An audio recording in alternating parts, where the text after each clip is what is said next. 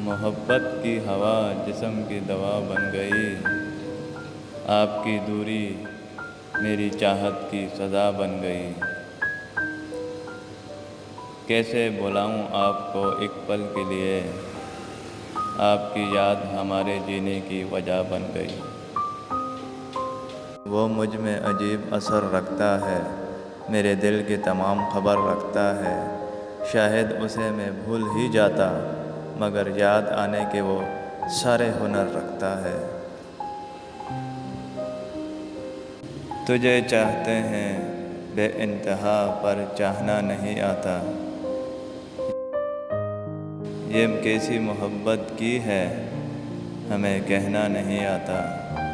ज़िंदगी में आ जाओ हमारी ज़िंदगी बनकर, कि तेरे बिना हमें ज़िंदा रहना नहीं आता।